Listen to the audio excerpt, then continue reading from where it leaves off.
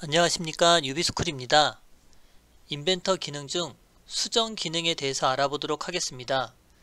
우선 이동과 복사 기능을 먼저 확인해 볼 텐데요.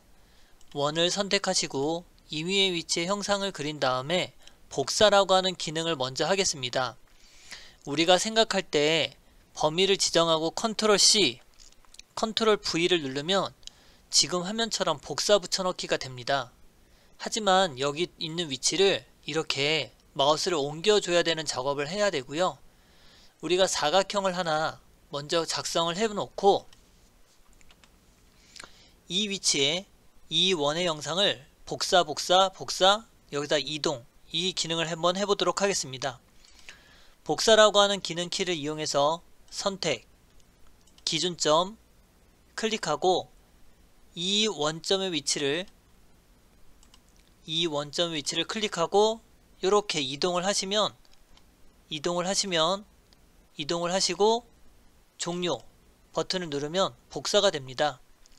컨트롤 C, 컨트롤 V랑 좀 다른 역할이겠죠. 이동이라고 하는 기능은 객체를 선택하고 기준점을 지정해서 원하는 포인트를 클릭하고 원하는 위치에 클릭을 해 놓으시면 종료, 지금같이 이동을 하게 됩니다. 이동과 복사가 이루어진 상태인데, 지금 같은 방법은 우리가 CAD에서 오스냅이라고 하는 기능을 이용해서 작업하는 방법입니다. 근데 인벤터에는 이런 기능도 또 한 가지가 있습니다. 복사라고 하는 키를 이용했을 때 선택, 기준점 선택을 하시고 여기에 정확한 입력이라고 하는 걸 체크를 하시고 제가 현재 위치에서 이쪽 방향으로 30 정도 되는 위치에 이동을 하려고 합니다. 그러면 델타라고 하는 기능, 증분이라고 하는 기능을 선택을 하시고 X방향으로 30이라고 입력을 하고 탭, Y는 0이라고 입력을 하면 현재 위치에서 30만큼 되는 위치에 지금같이 복사가 됩니다. ESC 종료. 자, 이번에는 이동을 해보도록 하겠습니다. 이 현재 위치에서 옆으로 똑같이 30만큼 이동을 하겠습니다. 이동, 해당하는 객체의 기준점, 원의 중심 선택하시고 정확한 입력, 마찬가지 증분 먼저 선택을 해두시고 X방향으로 30, Y방향으로 0 이라고 입력을 하시고 종료를 누르면 지금 화면처럼 이동을 한 걸 확인할 수 있습니다. 객체를 선택하고 중심을 선택해 놓고 여러분이 증분이라고 하는 기능을 끄고 만약에 작업을 할 경우라면 X는 30, 탭, Y는 0 하고 입력을 하면 지금 이 축 방향에 X가 30만큼 떨어진 위치에 Y가 0 하는 위치로 이동을 하게 됩니다. 증분하고 좀 다르게 되죠. 그래서 얘는 절대좌표로 움직이는 거고 얘는 상대좌표로 움직이게 됩니다. 자, 이동과 복사에 대한 기능을 보셨다면 이제 회전 기능에 대해서 보도록 하겠습니다.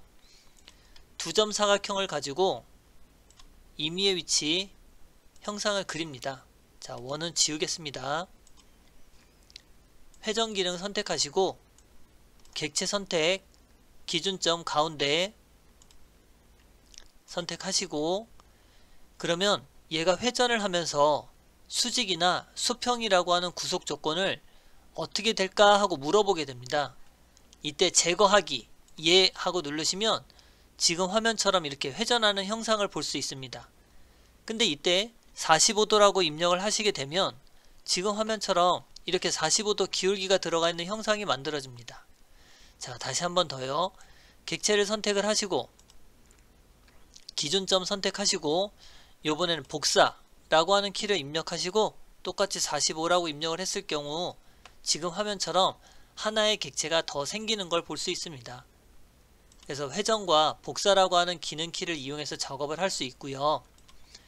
자르기는 우리가 기능 중에 몇 번 써보기도 했었지만 지금처럼 이렇게 형상이 있을 때 자르기 하고 눌러서 이 경계가 되는 부위를 자르고 요 경계가 되는 부위를 자르면 지금같이 자르기 기능이 됩니다. 자, 이제 라인으로 임의의 위치에 형상을 그려놓고 임의의 형상을 그려놓고 연장이라고 하는 기능을 보시면 이 선이 내가 원하는 목적지까지 연장, 이 선이 원하는 곳까지 연장 이라고 하는 기능을 쓰시면 됩니다. 그럼 이제 분할이라고 하는 기능을 좀 알아보도록 하겠습니다.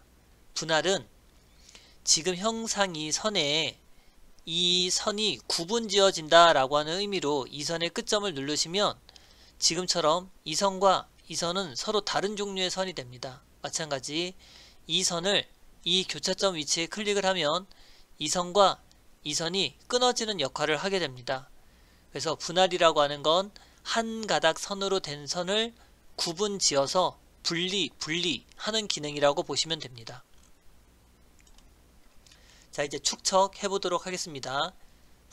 조그만 사각형을 하나 임의적으로 그려놓으면 이렇게 임의적으로 하나를 그려놓고 축척이라고 하는 기능을 선택해서 해당하는 객체를 선택하고 기준점은 여기를 잡겠습니다.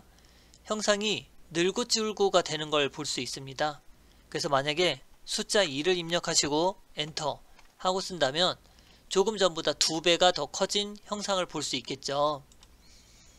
자, 이제 늘리기라고 하는 기능을 볼 텐데 사각형을 임의의 제 형상을 그려놓고 늘리기라고 하는 기능을 선택을 해서 내가 늘리려고 하는 포인트를 하고 선택을 해보시면 지금처럼 얘는 이동이 되는 걸 확인할 수 있습니다.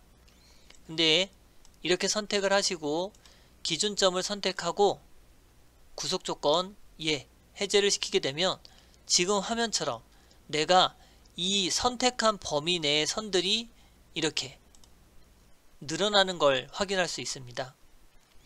자, 이제 우리가 제일 중요시하게 여길 게 옵셋입니다. 옵셋. 우선 동그라미 1을 먼저 해서 간격 띄우기를 선택을 하고 이 선을 지금 화면처럼 이렇게 5mm 간격을 띄우겠다 라고 하면 5mm 간격이 벌어지는 걸 확인할 수 있고요. 한 번 더 선을 선택하고 5 하고 입력하면 이렇게 선이 늘어나는 걸 확인할 수 있습니다. 자, 이제 사각형의 형상을 볼 텐데 간격 띄우기로 사각형을 선택하고 해당하는 객체를 선택하고 안쪽으로 5 하고 입력을 하시면 동시에 선이 다 간격이 떨어지는 걸 확인할 수 있습니다. 근데 이때 간격 띄우기 기능 중에 오른쪽 버튼 눌러서 루프 선택을 해제를 하게 되면 해당하는 선 하나를 선택하시고 오른쪽 버튼 계속 누르시게 되면 지금 이 한 가닥의 선만 5만큼 늘릴 수 있습니다. 그래서 간격 띄우기를 할 경우라면 오른쪽 버튼 눌러서 연결된 객체를 다 선택할 건지 아니면 한 가닥만 선택을 해서 작업을 할 건지 결정을 해주시면 됩니다. 그래서 오늘은 인벤터 기능 중 이동, 복사, 회전, 자르기, 연장, 분할, 축척, 늘리기, 간격 띄우기 이 내용을 확인해 보았고요. 여러분들이 이 중에 제일 많이 써야 될 거는 간격 띄우기 기능입니다. 이 기능 다시 한번 연습을 해보시고 오늘은 여기까지 해서 마무리하도록 하겠습니다. 수고하셨습니다.